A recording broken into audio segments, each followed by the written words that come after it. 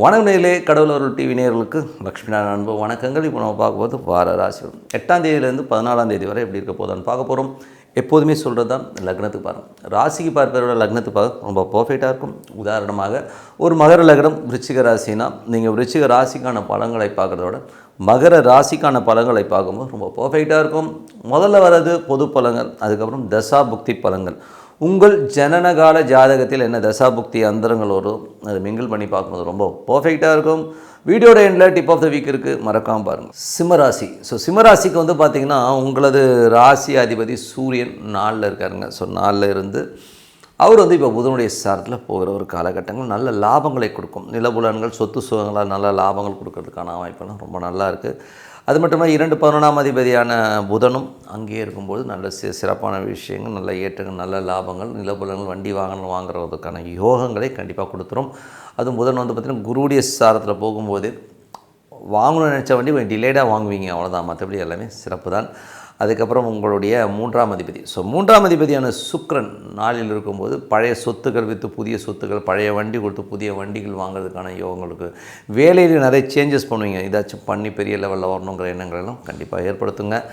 அதுக்கப்புறம் பார்க்கும்போது உங்களுக்கு 4ஆம் அதிபதியான செவ்வாய் 5ல் இருக்குது. 4ஆம் அதிபதி 5ல் இருக்கும்போது வீடு சொத்துக்களால் நல்ல லாபங்கள், நல்ல ஏற்றங்கள் இருக்கும். சில நேரங்கள் வந்து பார்த்திங்கன்னா செவ்வாய் இப்போ கேதில் போகும்போது ஒரு சின்ன மன உளைச்சல் ஏற்படுத்தும். என்னென்னா இந்த மாதிரி வந்து குழந்தைகள் கொஞ்சம் வெடி கொடுக்குன்னு பேசுகிறது, குழந்தைகளுக்காக செலவு பண்ணியும் அதுக்காக சின்னதாக கடன் வாங்குறது மாதிரி சூழ்நிலை கண்டிப்பாக ஏற்படுத்தும். 5ஆம் அதிபதியான குரு வந்து 11ல் இருக்கும்போது குழந்தைகள் நல்ல வளர்ச்சி, சந்தோஷம், குதூகலங்கள் இருக்கும். அதே நேரத்தில் குரு வக்கரமாக இருக்கிறதுனால கொஞ்சம் குழந்தைங்க எதிர்த்து பேசுது, என்னை வந்து மதிக்க மாட்டேங்கிற சூழ்நிலை கண்டிப்பாக ஏற்படுது. ஏன்னா வக்கரங்கிறது வந்து உடனே ரிசல்ட் கொடுக்காது, கொஞ்சம் ஸ்லோவாக போகிற மாதிரி ஃபீலிங் கண்டிப்பாக கொடுக்கும். அதுக்கப்புறம் பார்க்கும்போது உங்களது 6ஆம் அதிபதி 7ஆம் அதிபதியான சனி வந்து 8ல் இருக்கும்போது வேலையை கொஞ்சம் வந்து ஸ்ட்ரெஸ்ஸஸோ டென்ஷன்ஸோ இருக்கும். அதனால் கொஞ்சம் கவனமாக பார்த்துங்க. கடன்கள் ஏதாவது வாங்கிட்டீங்கன்னா கரெக்டான ஒரு டேட் சொல்லிட்டிங்கன்னா அதில் ஹானர் பண்ணுங்கள், இல்லைனா கொஞ்சம் ஃபோன் பண்ணி இன்ஃபார்ம் வச்சு பண்ணுங்கள். அதுக்கப்புறம் பார்க்கும்போது உங்களது 7ஆம் அதிபதி வந்து உங்களுக்கு வந்து 8ல் இருக்கும்போது கணவன் மனைவிக்குள்ள வாக்குவாதங்கள், தேவையில்லாத வாக்குவாதங்கள்லாம் வரும். அதெல்லாம் கொஞ்சம் அவாய்ட் பண்ணிக்கிறது ரொம்ப ரொம்ப நல்லது. அதுக்கப்புறம் பார்க்கும்போது பேராசை, அதீதமான ஒரு பேராசையினால் வந்து ஒரு சின்ன சின்ன டென்ஷன்ஸ் வர்றதுக்கான வாய்ப்புலாம் இருக்குன்னா கொஞ்சம் கவனமாக பார்த்துக்குங்க. அதுக்கப்புறம் பார்க்கும்போது உங்களுக்கு 9ஆம் அதிபதியான செவ்வாய் வந்து பார்த்திங்கன்னா உங்களுக்கு 5ல் இருக்கும்போது ஆன்மீக சுற்றுலா போகலாம் அப்படிங்கிற எண்ணங்களை ஏற்படுத்தும். ஆன்மீக சம்மந்தமான ஈடுபாடுகள் அதிகமாக இருக்கும். ஏதாவது போய் ஒரு மகானை பார்க்கணும், அவருடைய சமாதிகளுக்கெல்லாம் போகணும் அப்படிங்கிற எண்ணங்களை கூட, உங்களை குலதெய்வத்துக்கு போகணும் அப்படிங்கிற எண்ணங்கள் எல்லாம் கண்டிப்பாக ஏற்படுத்துங்க. அதுக்கப்புறம் பார்க்கும்போது 10ஆம் அதிபதியான சுக்கிரன் வந்து 4ல் இருக்கும்போது ரியல் எஸ்டேட் துறையில் இருக்கவங்களாம் ரொம்ப சிறப்பாக இருக்கிறதுக்கான வாய்ப்புகள்லாம் ரொம்ப நல்லாயிருக்கு. அதே நேரத்தில் வந்து பார்த்திங்கன்னா பேசும்போது பழகும்போது கொஞ்சம் கவனமாக பேசுகிறது ரொம்ப நல்லது. ஏன்னா கம்யூனிகேஷன் எரர் வர்றதுக்கான வாய்ப்பு இருக்கனால கொஞ்சம் கவனமாக பார்த்தது ரொம்ப ரொம்ப நல்லது. அதுக்கப்புறம் பார்க்கும்போது உங்களுடைய 11ஆம் அதிபதியான புதன் வந்து 4லும் புதிய சொத்துக்கள், நல்ல ஒரு வண்டி வாகனங்கள் வாங்குறதுக்கான யோகங்கள்லாம் ரொம்ப அற்புதமாக இருக்குங்க. மற்றபடி என்னங்க இப்போ பார்த்து வரை வந்து பார்த்தீங்கன்னா பொது பலன்கள் இப்போ பார்க்கும்போது தசாபக்தி பலன். சிம்ம லக்னமாக இருந்து சூரியன் தசாபனம் சூரியன் வந்து 4ல் இருக்காருங்க.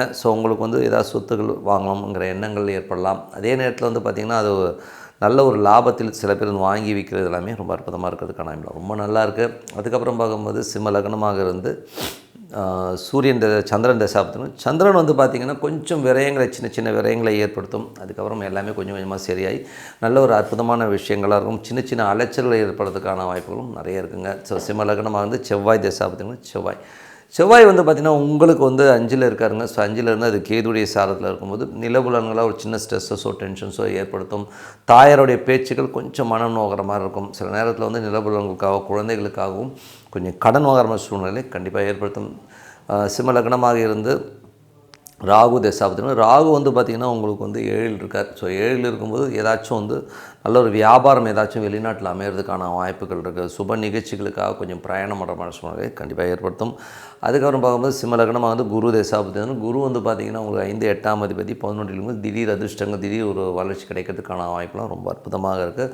இருந்தாலும் அது வக்கரமாக இருக்குன்னா கொஞ்சம் ஸ்லோ டவுனாக வர மாதிரி ஃபீலிங் கண்டிப்பாக ஏற்படுத்தும். இதனால் லக்னமாக வந்து சனி தசாபத்தினா சனி வந்து 7, 8ஆம் அதிபதி 9 அப்பாவுக்கு உங்களுக்கும் சின்னதாக டிஃப்ரென்ஸ் ஆஃப் ஒப்பீனியன் வரும். கணவன் மனைவிக்கு நடுவில் ஒரு வாக்குவாதங்கள், மற்ற குடும்ப நபர்களால் நமக்கு உள்ள பிரச்சனைகள் வர்றதுக்கான வாய்ப்பு இருக்கிறதுனால கொஞ்சம் அவங்களெல்லாம் கொஞ்சம் அவாய்ட் பண்ணிக்கிறது ரொம்ப ரொம்ப நல்லது. அதுக்கப்புறம் சிம்ம லக்னமாக வந்து புதன் தசாபதியும். புதன் வந்து பார்த்திங்கன்னா 11 மற்றும் 2ஆம் அதிபதி வந்து உங்களுக்கு 4ல் இருக்கும். புதிய சொத்துக்கள் வாங்குறதுக்கான யோகங்கள் அற்புதமாக இருக்குங்க. இருந்தாலும் வந்து யோசிப்பீங்க, ஐயோ ஏதாவது லாக் ஆகிடுமாங்கிறது. மற்றபடி எல்லாமே சிறப்பு தான். மிதுன லக்னமாக இருந்து கேது தசாபதினா, கேது வந்து உங்களுக்கு வந்து ராசியிலே இருக்கும்போது என்ன மாதிரி விஷயங்களை பண்ணணும்போது, கேது வந்து சுக்கிரனுடைய ஸ்தானத்தில் இருக்கும்பொழுது அது வந்து கொஞ்சம் நிறைய பழைய சொத்துக்கள் ஏதாச்சும் லிட்டிகேஷன் இருந்ததுன்னா அது கிளியர் ஆகிறதுக்கான வாய்ப்புகளை கண்டிப்பாக ஏற்படுத்தும். அது வந்து பேசி பார்த்து சரி பண்ணணும். தாயோட உடல்நலம் சம்மந்தமான விஷயம் கொஞ்சம் ட்ரீட்மெண்ட் தேவைப்படுறதுக்கான வாய்ப்புகள் நிறைய இருக்குது.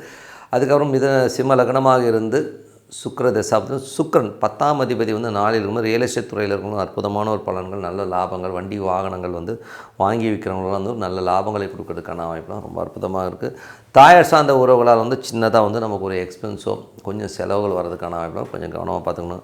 மற்றபடி என்னங்க, என்னை பொறுத்த ஒரு நல்ல ஒரு பிரார்த்தனை, மனதார இறைவனை பிரார்த்தனை பண்ணும்போது கண்டிப்பாக அடுத்த லெவலில் வரதுக்கான வாய்ப்பு ரொம்ப சிறப்பாக இருக்குது. இப்போ பார்க்கும்போது tip of the week. Tip of the வீக்கில் வந்து இந்த வாட்டி நம்ம பார்க்குற டாபிக் என்னென்னா, குலதெய்வம் தெரியாதவர்கள் எந்த தெய்வத்தை வணங்கலாம். ஏன்னா நிறைய பேருக்கு வந்து பார்த்திங்கன்னா குலதெய்வமே தெரியாது. ஏன்னா அப்பா ஒரு ஊரில் இருந்திருப்பாங்க, அம்மா ஊரில் வந்துருப்பாங்க, எல்லாம் மைக்ரேட் ஆகி வருவாங்க, சில பேர் வீட்டை விட்டு ஓடி வந்திருப்பாங்க.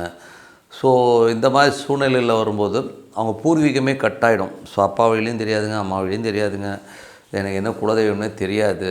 ஆனால் எனக்கு குலதெய்வம் வந்து கும்பிட்டா நல்லதுன்னு சொல்கிறாங்க, என் ஜாதகத்தை குலதெய்வத்தை போய் பாருங்கன்னு சொல்கிறாங்க, ஆனால் என்னால் முடியலைங்க அப்படின்னு சொல்கிறவங்க எந்த தெய்வத்தை வணங்குறதுனால நமக்கு வந்து அந்த குலதெய்வம்க்கான பலன் கிடைக்கும் அப்படிங்கிறத இப்போ இதில் பார்க்க போகிறோம். ஸோ குலதெய்வத்துக்கான முக்கியமான தெய்வம். ஸோ இப்போ இந்த குலதெய்வம்னா ஏகப்பட்ட குலதெய்வங்கள் இருக்குங்க. நீங்கள் வந்து அந்த குலதெய்வத்தோடைய சாயில் பார்த்திங்கன்னா நிறைய கருப்பர் வருவார், நிறைய தெய்வங்கள் ஓகேங்களா. கருப்பர், முனியன், அப்புறம் ஏகப்பட்ட தெய்வங்கள் வந்து கிராம தேவதைகளாக, அதாவது நம்ம குடும்பத்தோடு இருந்து இறந்து போய் அவங்களே தெய்வமாக வழிபடுறவங்க இருக்காங்க. அதே மாதிரி வந்து பார்த்திங்கன்னா வழியாக குலதெய்வத்தை வந்து வழிபடணும். இதுதான் குலதெய்வ செக்டார்லேயே வரும். இல்லை என்ன முக்கியமாக பார்க்க வேண்டிய விஷயம்னா, ஒரு 14 தலைமுறை 15 தலைமுறைலாம் வந்து அந்த கோயிலில் போய் நின்று அவங்க வந்து வழிபாடு பண்ணியிருப்பாங்க. அந்த இடத்துல போய் நின்று நம்ம வழிபாடு பண்ணும்போது அந்த நல்ல ஒரு வைப்ரேஷன் நம்ம தாத்தா முப்பாட்டன் உட்காந்து பூஜை பண்ண இடத்துல நம்ம பண்ணும்போது அது கிடைக்குங்கிறது வந்து ஐதீகம். பட் இருந்தாலும் சில பேருக்கு வந்து அந்த பாக்கியம் கிடைக்கிறதில்ல. ஏன்னா வந்து குலதெய்வம் எனக்கு தெரியல, அப்போ நம்ம என்ன பண்ணலாம் அப்படின்போது இதுக்கு வந்து யார் அந்த தெய்வம்னா ஹரிஹர சுதன் ஐயப்பனை தான் பார்க்கணும். நீங்கள் வேணால் பாருங்கள், ஐயப்பனை பாருங்கள், அது வந்து கருப்பு உடை அணிஞ்சு தான் போவாங்க. அது மட்டும் இல்லாமல் அது ஹரியும் சிவனும் கலந்த ஒரு கலவையானவர் தான். அவர் வந்து ஒரு எப்படிப்பட்டவனோ அவர் ஒரு வாரியர் தான். ஸோ வாரியர்னும் போது அவர் சண்டைக்கு போயிருக்கார், வில் எடுத்து போயிருக்கார். அதேமாதிரி கருப்பு உடை உடுத்தி தான் போவாங்க. ஏன்னா வந்து ரொம்ப கொஞ்சம் ஆச்சாரமான தெய்வம், கொஞ்சம் எமோஷ்னலான தெய்வம் தான் வச்சுப்போமே. பிரம்மச்சரியம் உள்ள ஒரு தெய்வம் தான். அதனால் வந்து யாருக்கெல்லாம் குலதெய்வம் தெரியாதோ அது குலதெய்வத்துக்கான ஹெட் குவார்ட்டர் யாரானா ஹரிஹர சுதன் ஐயப்பன் தான்.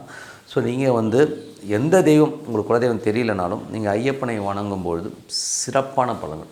அது எப்படி வணங்கணும் அப்படின்னும்போது, சனீஸ்வர பகவான் உங்கள் ஜாதக கட்டத்தில் எங்கே இருக்கிறாருன்னு பார்த்துக்கோங்க. அந்த கிழமைகளில் போய் நீங்கள் வழிபாடு பண்ணிங்கன்னா ரொம்ப அற்புதமான பலன்களே கிடைக்கும். அதுதான் ரொம்ப ஈஸியான வே ஓகேங்களா. அது ஐயப்பனை எப்போ வணங்கணும், அந்த சனீஸ்வர பகவான் எந்த கட்டத்தில் இருக்கார். இப்போ உதாரணம் சொல்லப்போனால் சனீஸ்வர பகவான் வந்து இப்போ சப்போஸ் வந்து மேஷத்தில் இருக்கான்னு வைங்களேன். ஸோ லைனாகவே சொல்லிட்டு வரேன். ஸோ மேஷத்தில் வந்து சனீஸ்வர பகவான் இருக்கான செவ்வாய்க்கிழமைகளில், அதாவது மேஷம் விருச்சிக ராசிகளில் சனீஸ்வர பகவான் உங்கள் ஜாதகத்தில் இருந்தார்னா நீங்கள் வந்து செவ்வாய்க்கிழமைகளில் ஐயப்பனை வணங்குவது ரொம்ப சிறப்பான பலன்களை கொடுக்கும். அதே மாதிரி வந்து ரிஷபம் துலாம் ராசிகளில் சனீஸ்வர பகவான் இருக்காருன்னா நீங்கள் வெள்ளிக்கிழமைகளில் வந்து நீங்கள் போய் அந்த ஐயப்பனை வணங்குவது ரொம்ப சிறப்பான பலன்கள் இருக்கும். அதே மாதிரி மிதுனம் கன்னியில் வந்து உங்களுக்கு சனீஸ்வர பகவான் இருக்காருன்னா புதன்கிழமைகளில் வந்து ஐயப்பன் வழிபாடு பண்ணுறது ரொம்ப சிறப்பான ஒரு நல்ல விஷயத்தை கொடுக்கும்.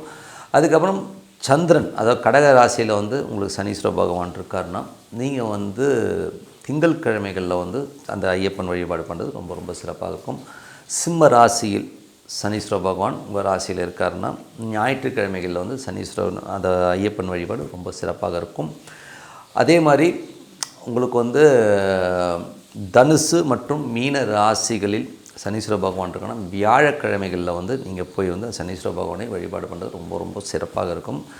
அதே மாதிரி சனிக்கிழமைகளில் அதாவது வழிபாடு பண்ணோன்னா உங்களுக்கு வந்து மகரம் மற்றும் கும்பத்தில் உங்களுக்கு வந்து சனீஸ்வர பகவான் இருக்காருன்னா நீங்கள் சனிக்கிழமைகளில் வந்து போய் வழிபாடு பண்ணுங்கள், ரொம்ப சிறப்பான பலன்கள் கிடைக்கும். ஸோ இது வந்து அந்த ராசியில் இருக்கிற சனி உங்களுடைய ஜாதகத்தில் எங்கே இருக்கிறாரோ அதை வந்து நம்ம சொல்லியிருக்கோம். நீங்கள் அதை பாயிண்ட் அவுட் பண்ணி பாருங்கள். ரொம்ப அற்புதமான பலன்கள். நீங்கள் குலதெய்வத்தை நீங்கள் போய் வழிபட்டு பண்ணுற அந்த ஒரு பலன் கண்டிப்பாக கிடைக்கும். அது மட்டும் இல்லாமல் அந்த தெய்வத்தை வணங்குறதுல பௌர்ணமி காலங்களிலும் அமாவாசை காலமும் குலதெய்வம் என்ன வேணா இருக்கட்டும், ஐயப்பனை நினச்சிட்டு வணங்குங்க வீட்டில். அற்புதமான பலன்களை தேடி வரும். குலதெய்வத்திற்கான அனைத்து பலன்களும் உங்களுக்கு கிடைக்க வாழ்த்துக்கள் சொல்லிட்டு உங்களிடம் விடைபெறுவது உங்கள் லக்ஷ்மி நாராயணன். நன்றி, வணக்கம். கடவுள் அருள் டிவியை பார்த்தமைக்கு நன்றிகள். மேலும் இது போன்ற தகவல்களை தெரிந்து கொள்ள கடவுள் அருள் டிவியை சப்ஸ்கிரைப் செய்யுங்கள். மறக்காமல் பெல் ஐக்கானை கிளிக் செய்யுங்கள்.